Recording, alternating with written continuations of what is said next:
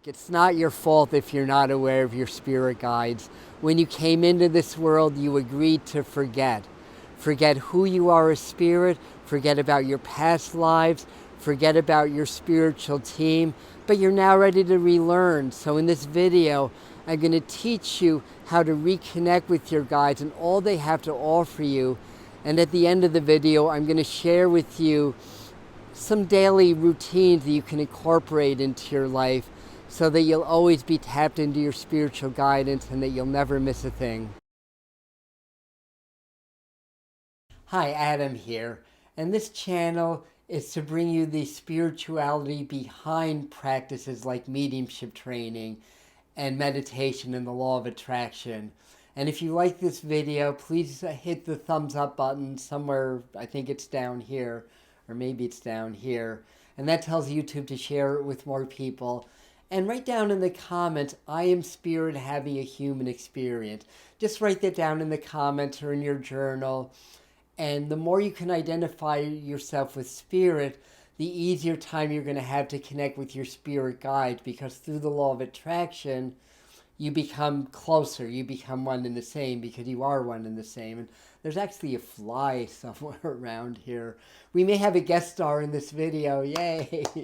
As long as I don't turn into Brundlefly, Jeff Goldblum's character in The Fly, I think that we're good. So, in any event, this video is about how to engage your spirit guides to perfect your life. The first question would be, what are spirit guides?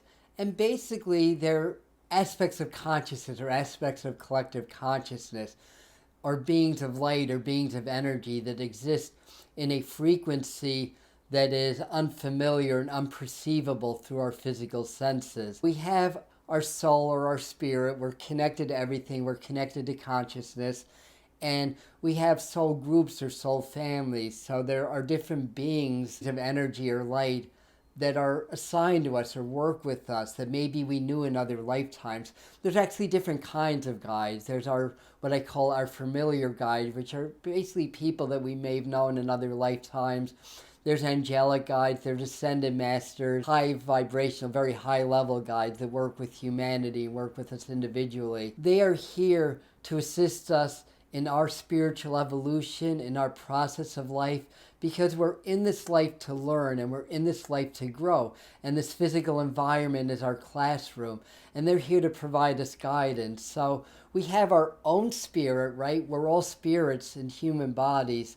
We have our own higher self and our own spirit, which is all-knowing but does not know everything. And just like we're social animals here in the living, like if I need to fix a car, I'm not going to, and I'll say if I'm a dentist, but I need to fix my car, am I going to use my little mirror and my little drill to kind of look in the engine, or am I going to get on the phone and call a mechanic? So basically calling on your guide is the same as calling on a mechanic. Our guides want to guide us. They try to make it simple for us.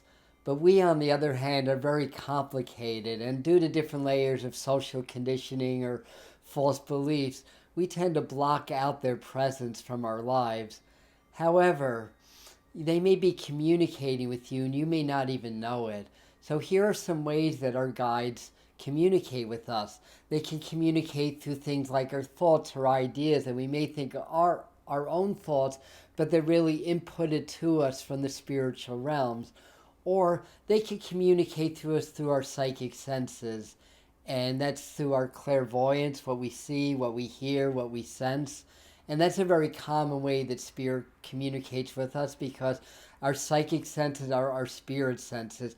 And if you develop your psychic abilities, that's going to enable you to get stronger and clearer communication from the spirit world. And I have a few videos to help you with your psychic development also. Sometimes feelings and emotions are really messages from spirit. Synchronicities are often messages. Things that happen or ideas that we have, and then something in our environment validates it.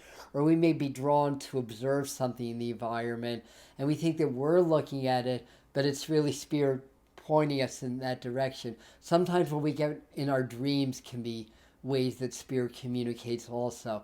They can communicate through our body, sensations in the bodies, memories from childhood, all kinds of things. Like I said, there's other videos you can check out to understand more about that. But moving right along, there are different practices that you can start to incorporate to enable you to get more communication, to get stronger and better messages from your guides and your angels and those that wish to guide you and help you to grow and help you with your day-to-day life also. Now, meditation is a big one. So when you meditate, you start to quiet your mind and the more subtle voice of spirit can get through. And then practicing the art of presence, which is basically taking your meditation out into the world with you. So every time you think about it, just stop your thoughts and become aware and open up to awareness. And if you do this enough, that you're going to be more receptive and more open and more malleable to the energy of our spirit guides and therefore their communications. Breath work is another way. Different styles of breathing can change your vibration and open you up more to your spirit guides. Doing affirmations, reprogramming, because a lot of us don't communicate with our guides or our loved ones that passed on because we've been indoctrinated with a false belief that it's not possible. But you can reprogram that and use affirmations. And of course, I have videos for that also. And yoga, exercise, spiritual exercise, anything that raises your vibration, because spirit, our guides, our angels exist in a higher vibrational frequency than our physical selves. So when we raise our vibration, it brings us closer to our guides, and therefore their messages can get stronger and clearer. Creativity is another way of doing it. Be artistic, be creative, and set the intentions. Intentions are really, really powerful. When you start to say your intention for something, spirit listens and tries to help fulfill that for you. If you're enjoying the video and you'd like to be part of this community, please subscribe to the channel and hit the bell notification. That way YouTube will notify you when I release new videos or do free live mediumship on the channel. And please write down in the comments topics that you may want to see videos on. I read all my comments and I'd love to hear from you. To conclude this video, I wanted to share with you some possibilities of a daily practice that would bring you closer to spirit. So I'll call these Life with Spirit exercises. And I always start my day with meditation. So if you meditate in the morning when you first get up, you will be kind of still in sort of a alpha theta state, and that might be advantageous for your meditation. But anytime you do it during the day is fine. But meditation and then practicing the art of presence during the course of the day is a very, very powerful thing to do. Spend a little bit of time, maybe early in the day, just talking to your guides and asking them for messages. It's good to maybe practice a little bit of breath work to clear, negative or static energy or to raise your vibration. Doing some morning yoga or a morning walk or some qigong or tai chi. Sometime during the day, maybe ask them questions or just get into a meditation with the specific intention of getting messages from your guides or discovering who your guides are. So as you meditate, ask them to come forth and to give you specific information like that. You can do like channeling exercises also, like automatic writing, which is basically just clearing your mind, asking spirit to come through and just writing, and don't think about what you're writing. Just write.